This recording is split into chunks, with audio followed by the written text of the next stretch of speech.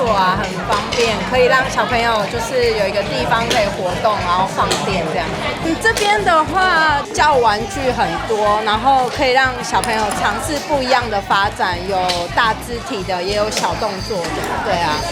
那其他亲子馆其实每一个都还不错，都有他们的特色主题。觉得这里就是蛮特色的，因为这边是以那个园艺为主题嘛，那蛮多就是其他亲子馆没有看到的玩具，木头的啊，或者是其他的相关的玩具这样子。我想亲子馆呢，对我们呢代表的不只是一个空间的意义，它其实代表着家里面不一样的人对于孩子之间互动的一个大的环境跟可能性。所以我们看到了这个新的一代在照顾孩子的全家投入的过程，已经跟过去完全不一样了。所以整个亲子馆给我们的精神就是全家，甚至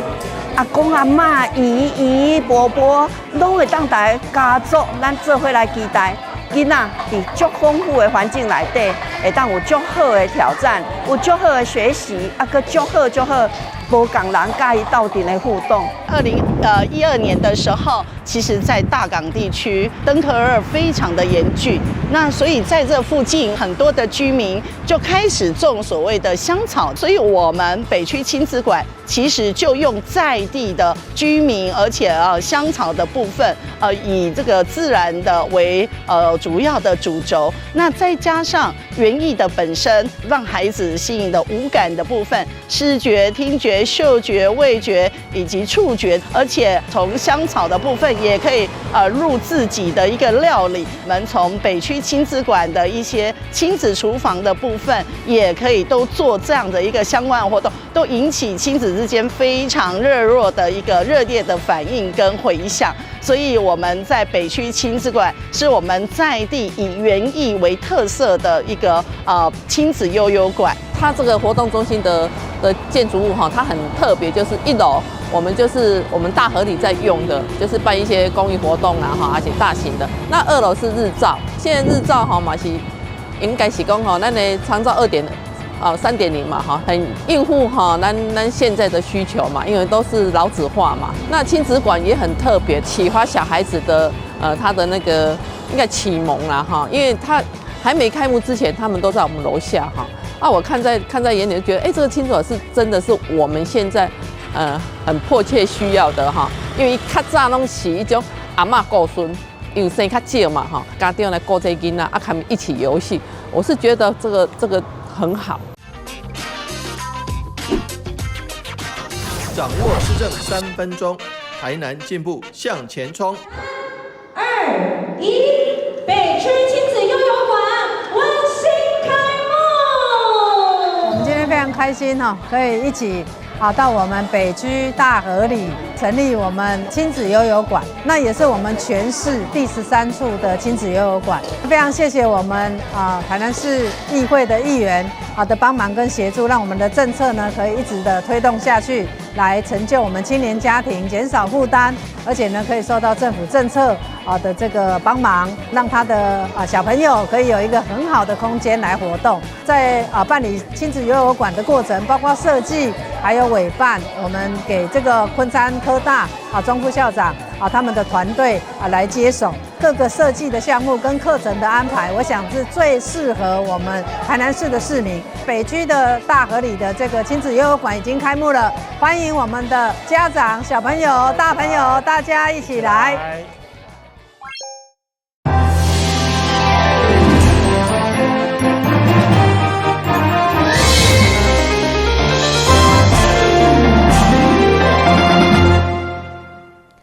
你好，是各位欢迎收看4月28号的中嘉台南电新闻。昔日已经超过1甲组的台南市外勤记者协会第18届理监事加顾问受证上午正式举行，其中有一条亲自教场以及颁发证书，其他媒体发挥传播加第4权的正面力量，让国家社会更有sen进步。台南市外勤记者协会28号举行第18届理监事加顾问受证典礼，其中有一条亲自教场以及颁发证书，场面盛大热烈。会中市长肯定媒体朋友走新闻的辛苦，并发挥传播甲第四权的力量。我们这个外勤记者因为大家是第一线跑线的记者，特别辛苦所以这边祝福大家，也祝大家身体健康，万事如意。除了市长委贴亲自颁发证书，包括副市长江明煌、台南市7区区长以及立委陈廷辉等一个议员民代拢到场祝贺。其中首席顾问孔令秀、副首席顾问吴永玲等24位各界精英，对着媒体发挥社会正义甲美食的影响力，全力支持。咱媒体是这监督政府监督政府有一些政策当西拢是咱这媒体，足侪代志拢媒体为边啊斗相共的，所以媒体是非常重要的，所以鼓励咱大家继续为媒体为台湾拍拼。设立超过1甲组的台南市9.1外勤记者协会第18届新任理事长罗启军表示，媒体除了持续扮演第四权甲报道时政的角色，加上网络媒体发达，嘛毋忘做伙家己协会大家庭共同成长。现在的媒体不是只有传统媒体、报纸、电视台或者是网络电视台，还有网络媒体。那网络媒体这一块呢，我们目前会数量不多的，所以我这边也希望说年底我们给我们新会员加入的，因为我们这个会呢，不是说是跟会员，它必须要有一些做连接，或者是还要透过会员投票，要这个高的门槛，然后会员进入的速度开的速度来看，所以今年年底如果说有新的会员加入，要拜托我们所有会员先进手下留情，如果真的是他新的我们就要给予支持，让他可以通过。所有参与贵宾的出席，除了代表对新团队家人的肯定，嘛展示新闻界对专业伦理的重视，以及要甲台南社会各界建立对话沟通的管道。台南新闻军籍张树维采访报道。台南安定所处第一大天府金河宫，每年将迎接南营王尊节复办满60周年。庙方28号宣布推出限量60只纪念谢王尊，予民众收藏，借此传承信仰文化。所处第一大天府金河宫，自民国52年复办5条王朝南营王尊节后，至今已经满1甲子。伫60岁这个重要日子，庙方宣布举行5条王朝南营60王尊节，手工打造60台纪念小王尊，予信众点钟安放，祈求阖家有业，事事无灾，大赚钱。丁未科5条王朝3档一摆，拄啊接到60周年庆做照，甲这个王尊节拄啊20届，60年王爷指示已经60年。咱有这台古典王尊呢，这60年中间，若做照，要紧就是护国佑民。然后这台王尊也阁有南守北巡然后有那是护国佑民。这60当来所得到的结晶来传授这台小王尊，咱这台小王尊做起来，就是来继承着一路将这台古典王尊的神通，然后。大台是护国佑民，小台的，互咱请转寸是护家有业，劝咱家庭保护咱的家庭合家平安，事事无灾，大赚钱。这60台纪念小王尊，特别委请国宝级良医王尊团队全手工来打造，尊身选用硼努器来制作，兼具艺术价值甲保存意义。米咧伤小，无好处理啊！你若像这较大只吼，咱咧做就可能会较好做。你船啊是愈细只愈歹做啊。是安尼啊，真有迄收藏价值。对。这台小王尊限量60台，绝对不再办，甲咱保证，咱智慧财产权，尤其咱这王府殿、妈祖楼、佛祖楼，这内底拢有王灵，做甲足清楚，像这种雕刻的，尊身是硼努器的，非常宝贵。嘛讲大家若有迄个机会。啊有迄个生意，讲啊要做电厂嘛好，这电厂因为这坑愈久愈价值。主委陈英春表示，因为强请小王侪民众必须先向王爷禀报客源，各向庙方预约登记，并支付人工成本费45000块。在明年农历2月底5条王石期间，庙方将为小王船举行开工加持的仪式，就会当请回安放。台南新闻张伟忠采访报道。5月是报税季节，为了鼓励民众使用手机完成今年综合所得税申报，财政部再次推出手机报税好康大放送，全国抽奖的总奖金高达525万，中奖名额有19000多名，这么好康。民众只要伫5月1号到6月1号的申报期间，用手机完成报税，就有抽奖的资格，上悬有5万块现金。114年度综合所得税结算申报将伫5月1号来展开，因为今年报税头一天拄好是国定假日，全国各地国税局分局无提供临柜来申报，甲着查调所得的服务。不过民众也是会用透过网络或者是手机来报税，而且还佫有高额的奖金会用来抽奖。今年我们法定的决算申报从5月1号到5月31号。那今年很特别的就是5月1号是全国一起放假，所以包含我们公务人员也放假。那呼吁民众呢，我们国税局是不提供临柜服务，呼吁民众在家里用手机跟网络来进行申报。那我们的截止时间呢，原则是本来是5月31号，因为遇到假日，所以延到6月1号。那另外我们也跟往年一样提供了手机报税的抽奖活动。那总奖额有525万，那总名额大概有19000多名，有现金奖跟电子礼券奖。那现金奖最高是5万元。国税局南区分局除了呼吁民众莫白走，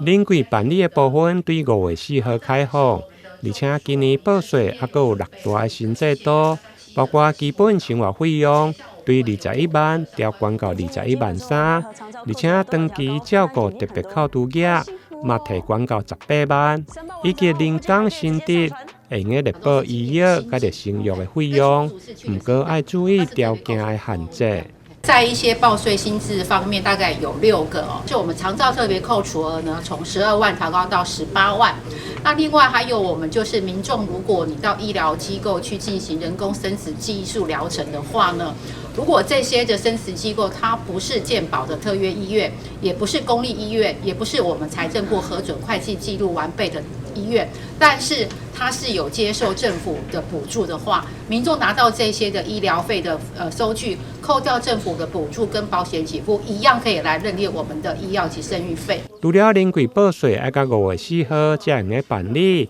另外伫个开放民众查调所得，国税局嘛提前伫个4月28开放办理，有需要的民众会用来透过网络到财政部电子申报缴税服务网站线顶来取得，或者是临柜来办理。台南新闻林英根采访报道。要不要收音一下？5月4号。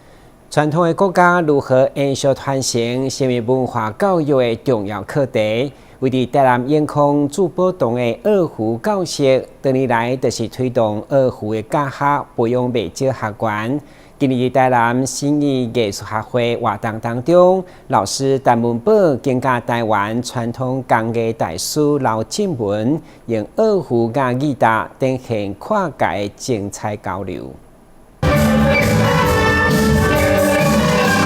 用流畅的运弓与细腻指法带来精湛的二胡演出。他是专业二胡老师陈文宝，而工艺大师刘静文也拿起吉他，两人跨界合作演出歌曲《爱你1万年》，为现场增添不同音乐层次。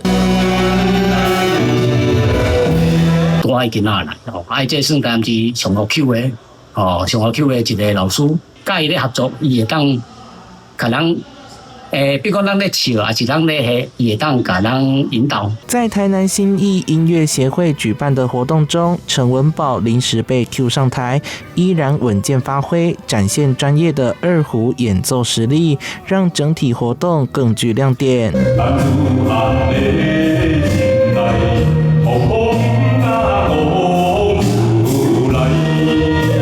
场气氛相当热络。多年来，陈文宝深耕二胡教学，在台南永康创立聚宝堂二胡教室，课程兼顾传统与现代，不仅教授经典曲目，也融入流行音乐改编，让不同年龄层的学员都能找到学习动机。二胡本身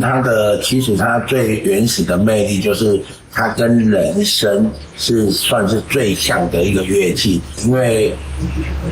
网络的关系，所以本身我个人是比较偏用爵士乐的系统去套进去传统二胡的教学里面。在传统国乐的延续与传承上，教学从基础入门到进阶演奏，并采取开放视听、弹性排课等方式，同时鼓励学员透过录影记录学习历程，并持续经营社群平台，让国乐不再只是舞台上的表演，而是逐步走入日常生活，成为更多人可以亲近的文化形式。记者邱海棠的报道。旅游景点、私房秘境拢底家，特色美食百里栽，生活时事抢先报，中嘉新闻周报，深耕在地，放眼全国，掌握最新地方资讯。每周六下午1点，就在高雄都会台。看准手摇饮的市场，其中伫高雄青年路二段就有一条街出现了7间饮料店，连续一间一间开，嘛，互消费者有真侪选择。嘛，因为这夹伫两大中卫区之间，少年人口真侪，加上高雄天气烧热，形成结市效应，嘛是另类的景观。加入冰块，倒入茶汤，迅速封膜装杯。中午还没有到，饮料店员双手就已经忙得不可开交。天气一转热，民众想买杯凉的消暑，来到这条街就会瞬间陷入选择障碍。仔细一看，1家、2家、3家，竟然高达7间手摇饮店连成一排，刚好可以1个礼拜轮着喝。一天1间。确实很难挑啊，看你要喝哪一种口味的啦。这是凤山的奇迹，开心，每天都可以喝不一样，可以选就是某一家的什么特色的饮料这样。不知道选哪一间啊？对，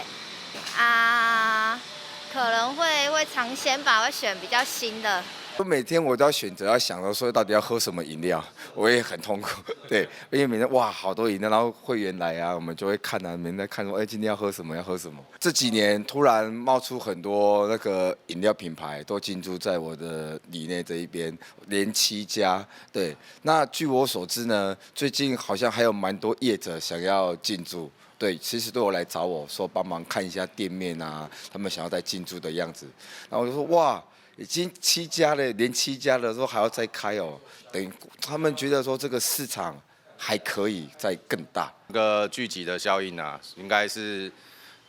对商圈来说是一件蛮好的事情，就让消费者有很多品牌可以选择。南部气候炎热，手摇饮市场商机庞大，竞争也格外激烈。高雄凤山青年路2段，因为刚好夹在2大重划区之间，年轻人口大量流入，带动了强劲的消费需求。各家品牌看准商机，一间接着一间开，意外造就手摇一条街的群聚效应。这里因为距离正修科技大学近，那还有长庚医院，那这些护理人员或是正修科技的学生，我相信在上下班或上下学的路上经过了这里，或是放学回来，他都会经过这里。那买一杯手摇饮，那可能会成为日常。那所以整排手摇饮就慢慢这样的形成，因为它又临近所谓文山特区这个重划区。那同样一条青年路2段上，它的东边是属于旧部落旧的建筑物。那西侧这里呢是整个全新的地坪占的比较大，它面积也占的比较大。要去租这种手摇饮的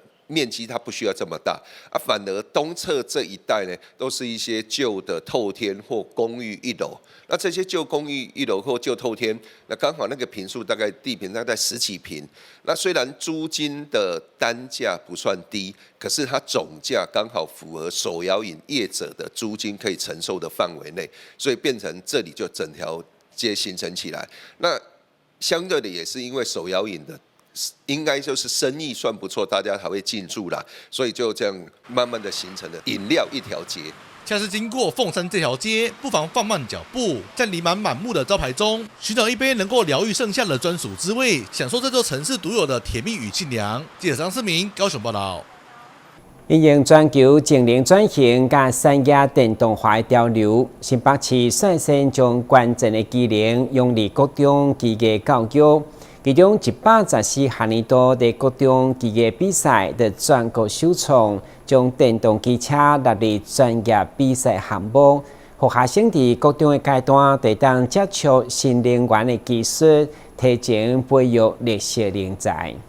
因应全球净零转型与产业电动化的浪潮，新北市率全国之先，于114学年度在新北高工的国中技艺竞赛中，首度纳入电动机车的专业竞赛项目，让学生在国中阶段就能接触新能源技术与绿色产业概念，为未来培育绿领人才提前布局。新北市教育局长张明文也亲自到场为选手加油打气，并观摩电瓶拆装与电表量测流程，表示技艺竞赛不仅是竞技舞台，更是学生累积实务经验、验证学习成果的重要历程。期勉学生把握产业转型契机，将兴趣化为专长，为未来升学与就业奠定基础。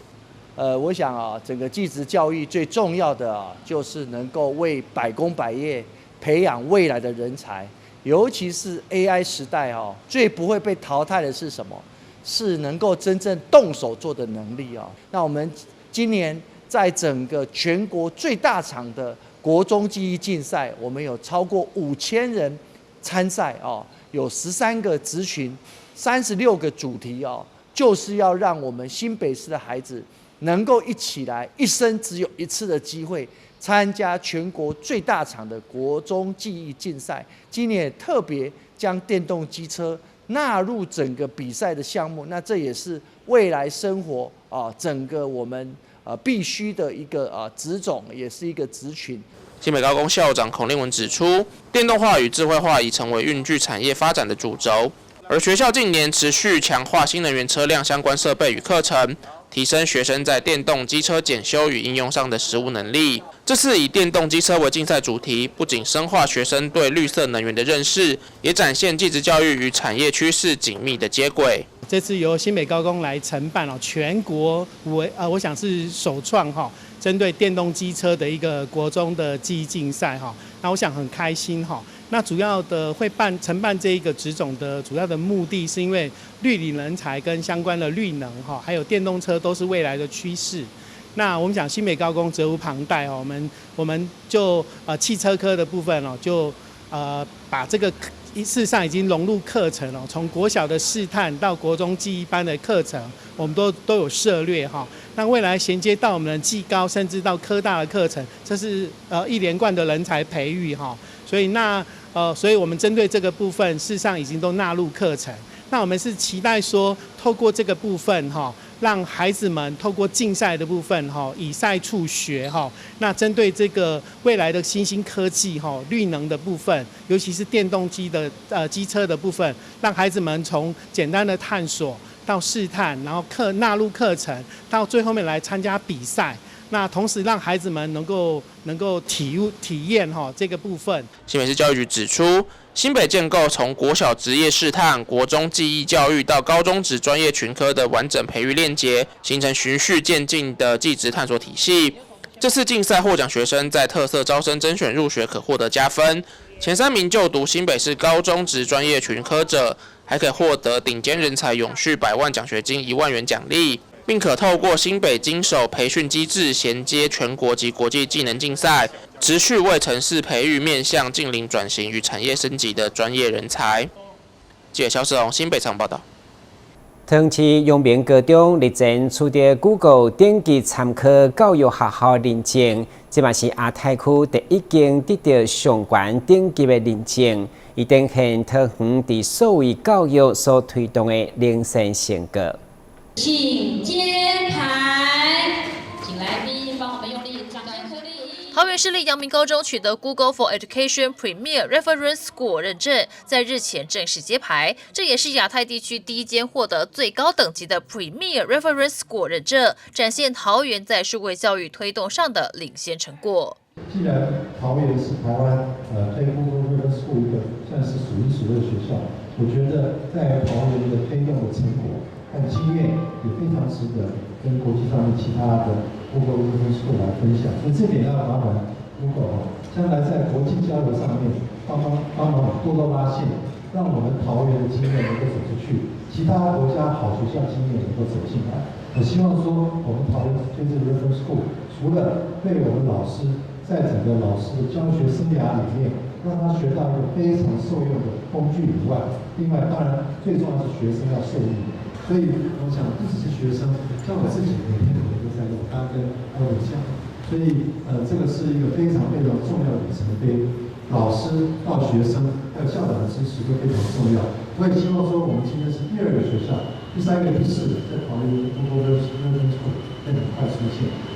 阳明高中长期推动数位学习与云端应用，全校的 Google 工具使用率达到100%，还有570台的 Chromebook 设备使用率达到95%。教师团队积极参与各项专业认证，并具备 Google 认证的讲师及多位 AI 专业师资，展现学校在智慧校园与数位教育推动上的成果。我们学校呢进行 Google 的部分大概有6年的时间，那这1年多以来，我们老师从50几位参加Level 1的双子星的计划，然后到 Level 2的认证有45位，然后第3个 Trainer 训练师的部分有3位。那因此我们获得了 Google 的亚太第1间学校的认证。那我们都现在在办理的是 Google Reference School 的推广工作，也希望将这样的一个平台结合数位的教育，让我们学生的学，辅印老师的教。Google for Education 大中华区总经理周庆华表示，阳明高中取得认证将登录于 Google 的全球官方平台，未来可以跟日本、韩国、美国及澳洲等地的学校建立合作关系。Google 也将持续协助桃园推动 AI 教育与国际连结。我们确实要变成 Google Reference School， 真的它是有难度，它并不是说其实你只是基本的一些认证做完，那其实就结束。基本上我们希望的整个示范学校的目的是真的做到转换教学完全的数位化，所以公司在后面是看整个使用行为，那所以其实等于是未来的国际交流，我们可以安排很多次，也是海外的 Google Reference School 参访，然后在各个不同的国家，我们的 Google 在教育team的愿景，其实我们很希望的真的是能够帮助台湾不只是老师，包含学生，能够快速进入 AI 这个时代。桃园市立阳明高中是亚太地区第1间获得最高等级取得 Google for Education Premier Reference School 认证的高中学校，未来将持续推动 AI 与数位教学发展，期盼在教育局支持下强化设备跟资源配置，携手各校共同提升教育品质。是651台报道。感谢收看4月28号的中嘉台南电新闻，我是顾文杰，咱再会。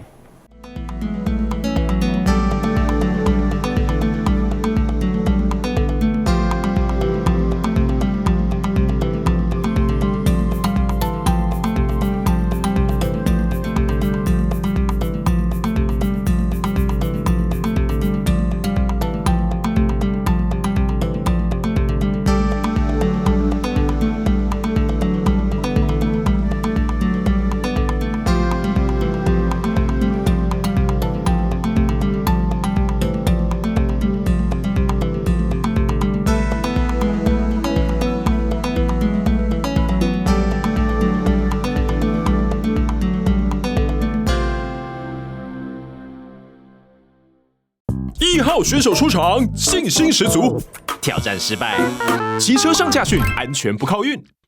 2号选手考场练习，看起来有些紧张，是过关了吗？挑战失败，骑车上驾训，安全不靠运。待考区2人组第3次报考，这次如果真没有考过，我就不要考了。我有办法。骑车上驾训，安全不靠运。现在报名还有补助哦。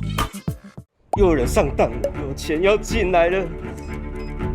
只要你敢领，警察一定抓到你。抓到也不会那么严重啊。打诈新四法上路，严惩诈欺犯，骗越多关越久，最多关12年，最重罚3亿元，提高假释门槛，犯3次不得假释。要让诈骗集团想骗的不敢骗，已经骗的会被抓，骗到的没得花。守护诈骗被害人，提供被害人多元协助，有疑虑就打165，让政府来帮你。打诈新4法，加重刑罚，共同打诈。